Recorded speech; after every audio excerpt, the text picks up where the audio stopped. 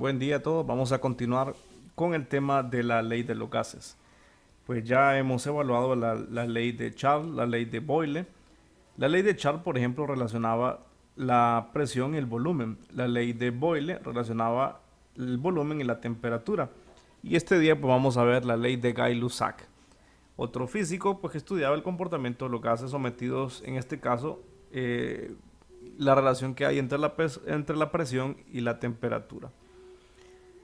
La ley de Gay-Lussac dice lo siguiente: si el volumen permanece constante, la presión absoluta de dicho gas es directamente proporcional a su temperatura absoluta. En otras palabras, el volumen permanece constante. Realmente la imagen aquí pues no hace mucha referencia a eso. El volumen debería ser igual.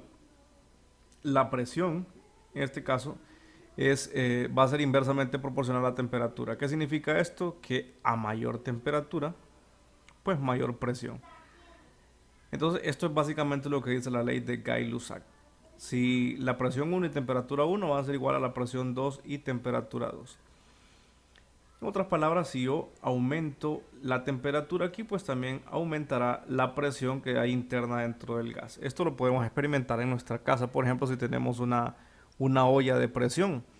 En una olla de presión, al aumentar la temperatura, vemos que la presión en el interior de la olla pues aumenta. ¿Por qué? Porque el gas pues tiene mayor movilidad y pues tiene mayor energía cinética. Entonces por esa razón existe esta ley de Gay-Lussac. Entonces es simplemente esta relación de presión y temperatura. Vemos como cada una de estas leyes, las tres que hemos visto, hoy la de Gay-Lussac, relacionan esos tres aspectos: presión, volumen y temperatura. Recordando que la temperatura es la temperatura absoluta. Recuerden que esa temperatura absoluta debe estar medida en Kelvin, porque es la temperatura que hace referencia al cero absoluto, que es cuando el gas pues tiene volumen cero. Entonces, bueno, esta es la ley. Vamos a ver ahora un ejemplo de esta ley de Gay-Lussac.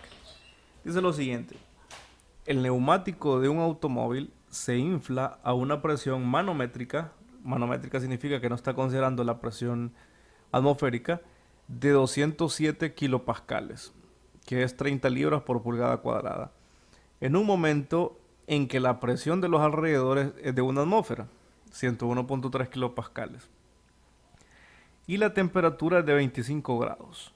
Después de manejarlo, la temperatura del aire del neumático aumenta a 40 grados Celsius. Suponga que el volumen del gas cambia solo ligeramente. ¿Cuál es la nueva presión manométrica en el neumático?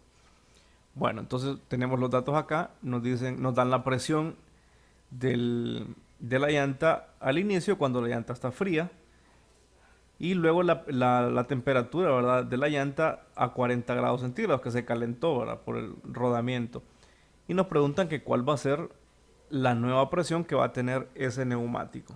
Eso pues si alguna vez experimentado esto de la mecánica, pues sabes que cuando, cuando el auto está en movimiento, pues las llantas se calientan. De hecho, por eso a veces cuando llueve, esas llantas rechinan precisamente porque está liberando esa energía que poseen. Entonces, aquí la pregunta es esto, ¿verdad? ¿Cuál va a ser esa nueva presión? ¿Y por qué hay una nueva presión? Porque cambió la temperatura. La temperatura pasó de 25 a 40. Vamos a ver cómo afecta esto a la llanta. La solución: en primer lugar, determinaremos las temperaturas absolutas. Recordemos, estas no son absolutas, son 25 grados y 40 grados. Esta escala Celsius no es absoluta, lo pasamos a escala Kelvin. Simplemente le sumamos 273. La temperatura 1, 25 más 273 da 298 Kelvin. Y la temperatura final 313 Kelvin. La presión 1, estas presiones que vamos a manejar aquí también son presiones absolutas. Significa que la presión manométrica le tenemos que sumar la presión atmosférica. Entonces la presión 1 es la presión manométrica 207 más la presión atmosférica 101.3. Esto me da 308 kilopascales. Bueno, ya tengo entonces los datos en las unidades que lo requiero. Y es simplemente después hacer un despeje. La fórmula de Gay-Lussac es presión 1 entre temperatura 1 igual a presión 2 entre temperatura 2. Ya tengo la presión 1, tengo la temperatura 1 y tengo la temperatura 2. Únicamente entonces necesito despejar para la presión 2. Paso este multiplicando para acá y me queda este despeje. La presión 2 es igual a la presión 1 por la temperatura 2 entre la temperatura 1. Bueno, ahora sustituyo los valores.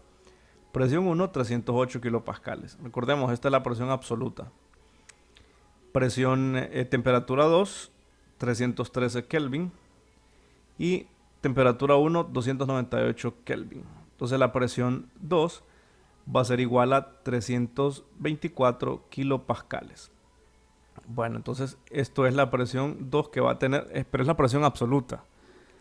Esta es la presión absoluta. Tenemos que ver entonces cuál va a ser la presión manométrica.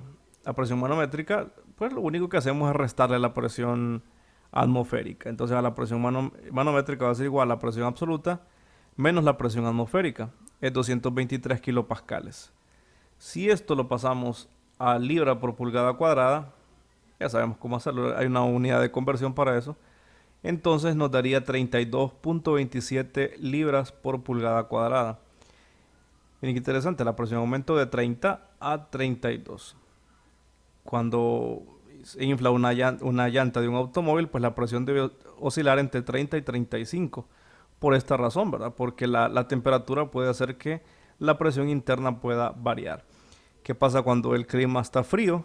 Cuando el clima está frío, la llanta pues se siente que la presión es menor precisamente por esto. Como ha disminuido la temperatura, disminuyó la presión. Si un día es caluroso, entonces la llanta pues tendrá una presión más alta. Bueno, es una aplicación en la vida cotidiana de esta ley de Gay-Lussac. A mayor temperatura, mayor presión. Bueno, entonces hasta acá este tema es muy sencillo, es una fórmula bastante sencilla. Simplemente es despejar para una de las unidades la que no tengo.